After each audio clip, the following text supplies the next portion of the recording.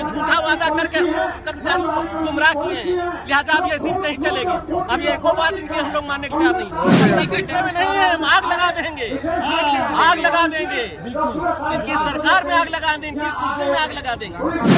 India में यह है कि अपना बांझिन दूसरे के लिए गाड़ापुर है। जो आदमी खुद ही बच्चे वाला न हो सका दूसरे को उपाय बतावे, ये सबसे बड़ा घिनौनी बात होती है। योगी जी जब विपक्ष में थे, सांसद थे, तो मनमोहन सिंह जी को चिट्ठी लिख रहे हैं कि ये तो पैसा जुआ खेलने में लग रहा है और पुरानी पेंशन दीजिए। और यही योगी जी और मोदी जी है आज उसको देने में कतरा है। यही राजनाथ सिंह लिख रहे हैं, यही केशव साहब मौर्य लिख रहे हैं। पूरा विपक्ष में थे। जिस तरीके से उसको पप्पू बनाया जा रहा था, आज वो पप्पू नहीं है, आज वो योग्य है और देश में सही प्रधान बनने लायक है। मोदी सरकार जब से आई और जब से बीजेपी सरकार आई, कर्मचारियों के हितों की जो बात थी वो जो है इस सरकार ने छीन लिया और पुरानी पेंशन सारे के सारे विधायकों को, सारे के सारे सांसदों को दिलवा दिया। कर्मचारियों हक छीनते हुए उनका हक बंद हो जाएगी। आपने देखा इससे पहले हिमाचल प्रदेश में पूरी तरीके से साफ हुई, कर्नाटक के अंदर पूरी तरीके से साफ हुई। आने वाले 5 राज्यों के अंदर जो विधानसभा का चुनाव होना है, वहाँ भी ये सरकार पूरी तरीके से मजबूत हो जाएगी। और 2024 का लोकसभा का चुनाव आ रहा है, उसमें भी सरकार की यही हालत रही तो सरकार हमेशा के इसमें मुक्त हो जाएगी।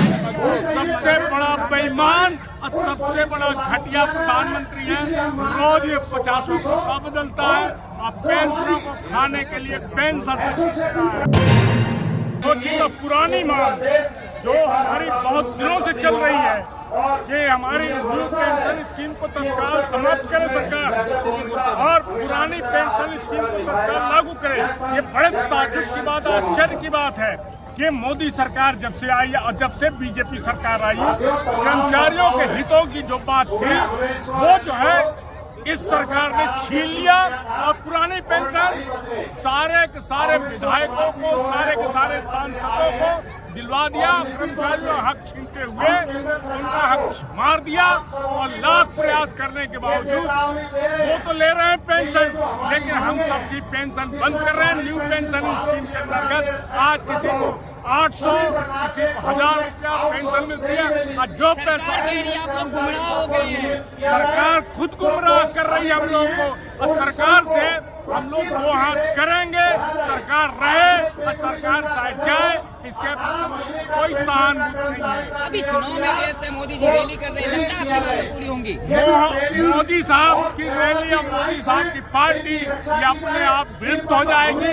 आपने देखा इससे पहले हिमाचल प्रदेश में पूरी तरीके से साफ हुई, कर्नाटक के अंदर पूरी तरीके से साफ हुई। आने वाले 5 राज्यों के अंदर जो विधानसभा का चुनाव होना है, वहाँ भी ये सरकार पूरी तरीके से मजबूत हो जाएगी। और 2024 का जो लोकसभा का चुनाव आ रहा है, उसमें भी सरकार की यही हालत रही तो सरकार हमेशा के इसमें मुक्त हो जाएगी। मजबूत प्रधानमंत्री है ये, मजबूत नहीं है बिल्कुल। सबसे बड़ा बेईमान और सबसे बड़ा घटिया प्रधानमंत्री है। रोज ये 50 का बदलता है और पेंशनों को खाने के लिए पेंशन पूरे देश की जनता मोदी कर रही है। मोदी देश की जनता को उसने गुमराह कर दिया है और ऐसे गिने चुने लोग हैं जो कि इसको गुमराह करते हैं और ये मोदी सरकार बेवकूफ बनाती है। बीजेपी सरकार कह रही है चश्मा उतारिए विकास दिखेगा। क्या तरह की विकास दिखेगा कि मोदी अगर कहते हैं कि अग्निवीर है हमारे सेना के जवान, ये वीर सदन वीर हो जाए ना, दम हो तो अपना ले। चश्मा उतारिए विकास अरे सदन हम चश्मा उतार के देखेंगे, चश्मा लगा के ज्यादा दिखाई देता है। मोदी जी भी चश्मा लगाते हैं और जितने सदन वीर बने हैं, 5-5 पेंशन ले रहे हैं, वो लोग भी सदन वीर बने ना, 5 साल में सदन छोड़ दें। रिटायरमेंट जो डेट दे रहे हैं वो लोग भी सदन वीर बनकर छोड़ दें। ऐसे अग्निवीर है। आंदोलन जीवी है, आप लोग आंदोलनजीवी है, कुछ भी आंदोलन नहीं है। हम लोग कर्मजीवी हैं, हम लोग कर्म करते हैं, हम लोग सड़क बनाते हैं, तब मोदी जी चलते हैं। हम लोग के माथे मोदी जी की पहचान होती है। गोली हम लोग खाते हैं, चौकीदार खाता है, ड्राइवर खाता है, सैनिक खाता है, मोदी जी को बचाता है।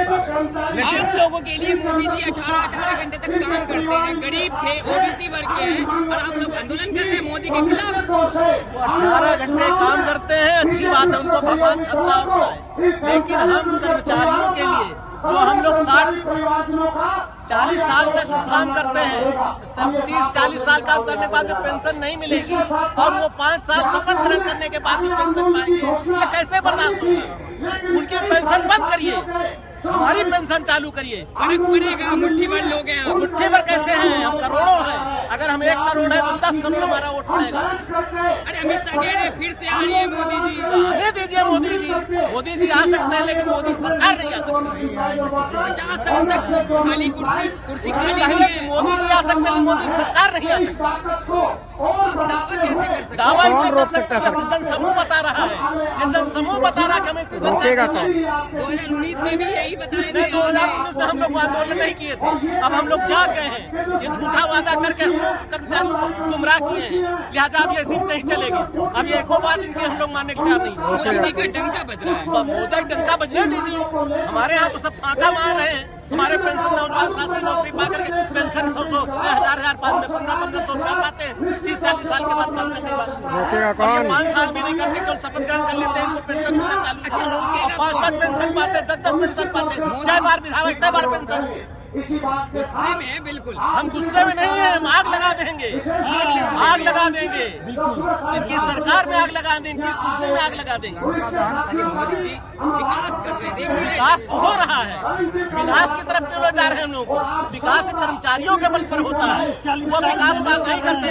विकास एक कर्मचारी समूह करता है और इसी का विनाश करने में तुले हैं, इनका जीवन अंत में बर्बाद करने में तुले हैं। ये हम बर्दाश्त नहीं करेंगे। मोदी जी कह रहे हैं हर राज्य में डबल इंजन होना चाहिए तभी विकास होगा। नहीं, बिल्कुल होना चाहिए, लेकिन विनाश की ओर नीतियाँ क्यों बनाते हैं? हम भी चाहते हैं मजबूत सरकार रहे, लेकिन हम लोगों को मजबूरी में डाल देते हैं। हमारा जीवन को मजबूरी में गुजारने के लिए प्रयास कर रहे हैं। इंडिया गठबंधन, मोदी जी कह रहे घमंडिया गठबंधन। अभी आपने डबल इंजन की बात याद आ गई कि डबल इंजन में यह है कि अपना बांझिन दूसरे के लिए गाड़ापुर जो आदमी खुद ही बच्चे वाला न हो सका दूसरे को उपाय बतावे, ये सबसे बड़ा घिनौनी बात होती है। योगी जी जब विपक्ष में थे, सांसद थे, तो मनमोहन सिंह जी को चिट्ठी लिख रहे हैं कि ये तो पैसा जुआ खेलने में लग रहा है और पुरानी पेंशन दीजिए। और यही योगी जी और मोदी जी है आज उसको देने में कतरा है। यही राजनाथ सिंह लिख रहे हैं, यही केशव साहब मौर्य लिख रहे हैं, पूरा विपक्ष में थे तो बता रहे हैं। ईडी कार्रवाई अभी जो विपक्ष पर हो रहा है, मोदी जी ने कहा था जो भ्रष्टाचार है वो जेल भेजूंगा। अब ईडी और सीबीआई की जो कार्रवाई हो रही है उसको कैसे देखते हैं? ये राजनीति हो रही बेमान हो रही है। किसी की आवाज बंद करने का जो तरीका बना रखा है, निहायत गलत है। क्या कह रहे हैं आप? भ्रष्ट जेल जाए, बेईमान जेल जाए, ये उससे हमसे नहीं मतलब। हम यहाँ 40-40 साल सर्विस किए और हमारा हक है बुनियादी।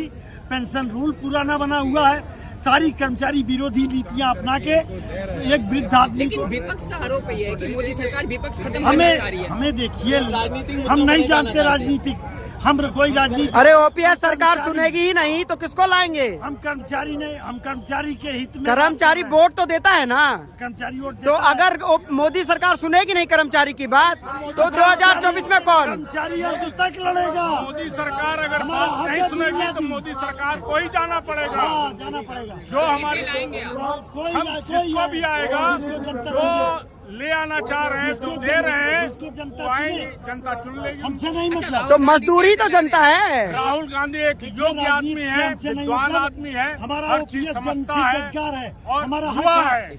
40-40 साल सर्विस वो किए। परिपक्व हो गया है। अब उस तरीके से राहुल बाबू NPS नहीं है लागू करके जैसे 1,500 की आवाज रुपये। नहीं आ रही है सर। वो जिस तरीके से उसको पप्पू बनाया जा रहा था, आज वो पप्पू नहीं है। आज वो योग्य है और देश में सही प्रधान बनने लायक है। सत्यपाल मलिक कह रहे हैं लिख कर रख लीजिए, मोदी जी नहीं आ रहे। हाँ, तो सही बात कर, सत्यपाल मलिक सही कह रहे हैं, मोदी जी नहीं आएंगे।